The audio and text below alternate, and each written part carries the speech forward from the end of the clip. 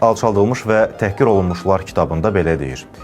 Bir aslanı gün boyu izləyib, yaşamaq üçün hansı mübarizələrdən keçdiyini, hansı çətinlikləri çəkdiyinin şahidi olsaz, onun gün sonunda bir ceyranı ovlamasına haqq verərsiniz. Əgər ceyranı gün boyu izləyib, özünü qorumaq üçün hansı yollardan keçdiyini görsəz, onda həmin ceyranın aslan tərəfindən yeyilməsi sizdə qəzəb oyadar. Baxın, eyni hadisəyə hər dəfə fərqli yanaşdınız. Çünki içinizdəki ədalət duyğusu o hadisəni hansı aspektdən izləməyinizdən asılı olaraq formalaşdı.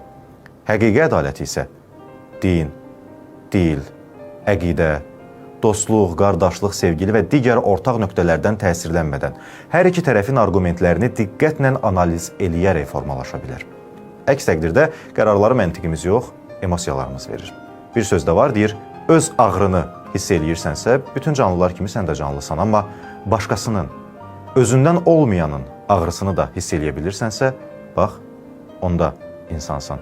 Bu, empatiyadır və yalnız ədalət düzgün empatiyadan və düzgün müşahidədən qaynaqlana bilər.